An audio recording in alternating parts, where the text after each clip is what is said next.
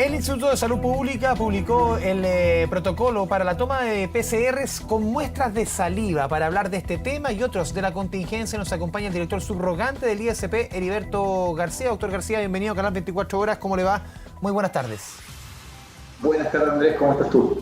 Lo primero, el test de saliva. Uno recuerda esta discusión cuando estaba el ministro Mañalich, cuando se comenzó a discutir la idea del test de saliva.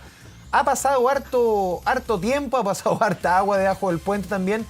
¿Por qué los test de saliva ahora ya surgen con fuerza, después de tanto tiempo de discusión? Mira, primero hay que aclarar que no es un test de saliva, sino que es la muestra de saliva para un test PCR. ¿Ya? Y eso hay que dejarlo como súper claro. Siempre va a ser un test PCR que en vez de hacer una muestra con hisopado nasofaringio, se va a hacer ahora con una muestra de saliva.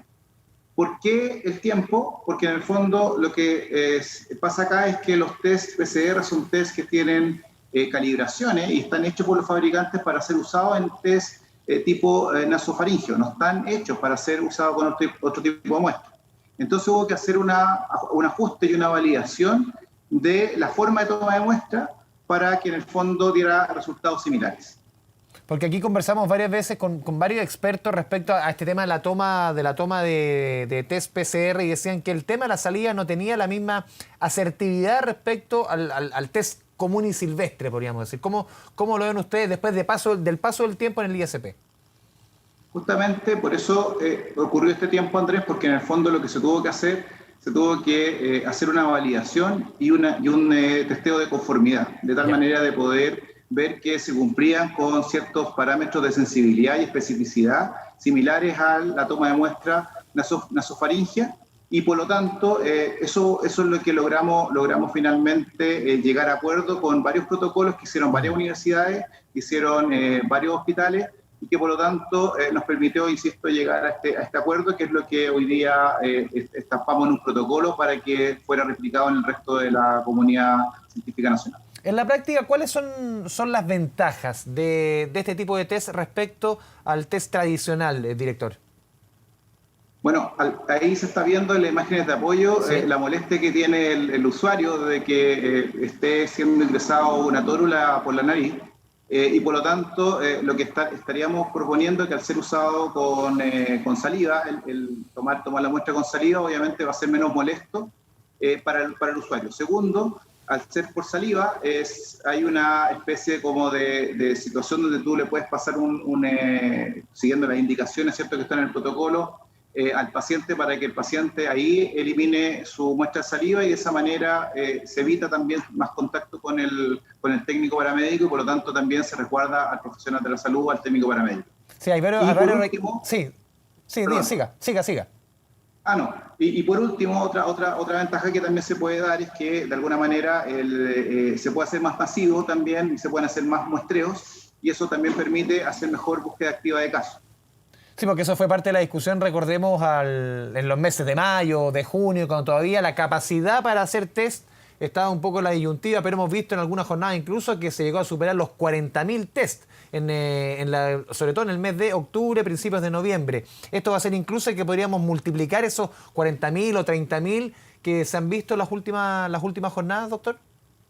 Lo que pasa es que ahí se mezcla con otra técnica que se agregó en el procesamiento de la muestra. Ya. Una vez que la muestra llega, ya sea por saliva o ya sea por muestra nasofaringea, en los laboratorios se están haciendo pool testing, es decir, en un solo tubo se están colocando 5 muestras, lo que permite que si te da negativo, procesarte inmediatamente 5 muestras que das como resultado negativo. Si el pool testing te da positivo, tienes que repetir esas 5 muestras, y de ahí la importancia y el aumento sostenido que ha habido en el tiempo de mayor cantidad de procesamiento de la muestra, más que muestreo, procesamiento de la muestra, que van obviamente de la mano. Estaba leyendo algunos datos del protocolo, director. A ver, por lo menos ayuno de 30 minutos, las personas tienen que ir sin maquillaje. ¿Cuáles son los elementos fundamentales al momento de someterse a este nuevo test que se va a empezar a implementar en nuestro país? ¿Cuáles son los protocolos o los elementos a tener en consideración? Lo que hay que tener en consideración es no tener situaciones que obviamente contaminen la muestra. Entonces, por ejemplo, el mascar chicle 30 minutos antes no se debe hacer, el lavado de dientes tiene que ser antes de también 30 minutos de tomar la muestra. Comidas, líquidos, etcétera, no deben usarse antes de 30 minutos de la muestra, de tal manera de que la muestra salga lo más representativa a la saliva. Entonces, eso es como fundamental. El resto son cuidados básicamente de la toma de muestra, donde en el fondo hay que ocupar un tubo que no genere mayor contaminación y que se tape de manera correcta para evitar también que se contamine con una situación que podría haber en el ambiente. Director, lo quiero cambiar de tema. Este es un anuncio muy importante, pero también el ISP está trabajando en todos los protocolos para los procesos de ensayos de vacuna en nuestro país. ¿Cómo van los trabajos? Ya hemos visto, por ejemplo, en el caso de Johnson & Johnson, que comenzaron los trabajos si no me equivoco, en Talca. Hay otros procesos que están en reclutamiento. Cuéntenos un poco cómo va ese trabajo. Vamos avanzando bastante bien. Se presentaron en total 4 estudios clínicos, 4 solicitudes de estudios clínicos al instituto. El instituto aprobó ya 3, AstraZeneca, Johnson Johnson, y Sinovac. Falta todavía la aprobación de CanSino, que yo espero que esté ya dentro de lo que queda esta semana, la próxima más tardar, porque ya va bastante avanzado. Esto lo que nos permite, ¿cierto?, es poder probar en Chile lo mismo que se está probando en el resto del mundo, estar a la vanguardia y por lo tanto también tener mayor cercanía, ¿cierto?, en los acuerdos comerciales que se están haciendo con los distintos laboratorios para poder asegurar y tener vacunas el próximo año acá en Chile. ¿Y posiblemente puedan ser más que estos 4 o han habido más acercamientos hasta el ISP? Lo que pasa es que hay que distinguir lo que son los acuerdos comerciales que se están buscando, que tiene que ver con convenios donde se pretende asegurar tener una cantidad de dosis de vacuna, y por eso se habla ahí de Pfizer, se habla, ¿cierto?, de AstraZeneca, Janssen, que es lo mismo que Johnson Johnson, se habla de Sinovac, versus los estudios clínicos donde, si tú te fijas, no está Pfizer porque es otra forma que están buscando. Quieren básicamente probar en Chile la vacuna y para nosotros es muy importante eso, porque de alguna manera las pruebas de vacunas no solamente es un tema que tiene que ver solamente en la seguridad, calidad y eficacia, también se mide la respuesta que tiene el equipo de salud cuando se coloca la vacuna, el proceso de almacenamiento, el proceso de buenas prácticas buenas prácticas clínicas, todos esos procesos también quedan estipulados y escritos en los resultados, además de posibilidades que de repente tenemos diferencias genéticas, ¿cierto? El chileno con otras culturas, por ejemplo, Sinovac se está probando en Turquía, Indonesia, donde obviamente no tenemos la misma genética y por lo tanto también es importante saber si en nuestra genética esto responde de una manera distinta. ¿Cómo se procede, director, en el caso de que haya algún problema con algún paciente? Hemos visto en otros países, yo recuerdo cuando en Inglaterra, por ejemplo, había un ente paralelo al mismo laboratorio que era el que fiscalizaba a ver, hay este problema, este paciente tuvo este cuadro, vamos a investigar si es que tiene relación con la vacuna, pero es un ente externo. ¿Cómo va a ser en nuestro país? Es similar. Lo que pasa es que existe lo que se llama el patrocinador y el investigador propiamente tal, que está informando en forma habitual al Instituto de Salud Pública las reacciones graves. Dentro de las reacciones graves, obviamente, está el fallecimiento o la enfermedad grave de una persona que genera secuelas.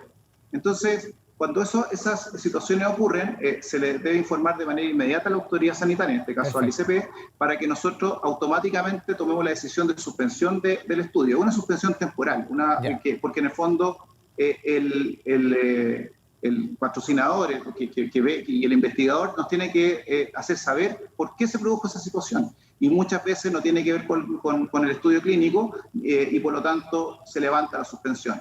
¿Qué es lo que ha pasado en todos los otros estudios que se han hecho? O sea, todas las otras suspensiones han sido prontamente levantadas justamente porque se ha descubierto de que la situación no es una situación relacionada con la vacuna. Sin perjuicio que hay que hacerlas porque es parte de las buenas prácticas clínicas de cualquier estudio clínico, si no, no habría seguridad en este proceso. Director, ¿y ese patrocinador es siempre el mismo dependiendo el tipo de vacuna? Por ejemplo, en el caso, no sé, de las 4 vacunas que se van a implementar en nuestro país, ¿es siempre la misma institución que hace el patrocinador dependiendo de cada vacuna? ¿Cómo opera ahí? O sea, no hay un patrón común. en este momento, por una cosa casuística, hay 2 de las vacunas que tienen el mismo patrocinador, pero eso es algo casuístico que pasó ahora, no es algo que deba ocurrir habitualmente. Director, también el protocolo que se sigue al momento de la vacunación. Aquí gente que me pregunta por interno dice, ¿esta vacunación es la misma respecto a otras vacunas que la influenza en cuanto al protocolo, a la forma de seguir, en cómo la persona llega, cómo se le administra la vacuna, qué es lo que tiene que seguir los siguientes días? ¿Cuál es ese protocolo? O sea, sigue los protocolos típicos de un estudio clínico desde el punto de vista, en el caso de vacunas, que se debe registrar a la persona, se le registra con un número. La persona no sabe si es que se le va a colocar una vacuna o se le va a colocar un placebo, que puede ser agua destilada, o no tiene por qué ser, ¿cierto? Y el que inyecta tampoco sabe lo que inyectó. El único que sabe lo que se inyectó es el que recibe el resultado y que por lo tanto sabe que al paciente A05, 25, 30 y no sé, etcétera, se le puso algo. Y luego se hace investigación y se está constantemente llamando a los pacientes y se está constantemente haciendo, en este caso, como se está probando que tenga eficiencia desde el punto de vista de la producción de anticuerpos y la respuesta de inmunidad natural, ¿cierto? Se empieza a hacer como estudios de esta inmunidad y se tiene que empezar a tomar exámenes para ver que hay anticuerpos en el cuerpo de la persona. Entonces eso es lo que se empieza a investigar y eso nos va a permitir saber cuánto tiempo dura la inmunidad de una vacuna como esta. Director subrogante Elías Eber y Berto García, le agradecemos esta conversación con Canal 24 Horas. Muy buenas tardes. A usted, muchas gracias. Chao, chao. Estamos a su disposición. Hasta luego. Muchas gracias.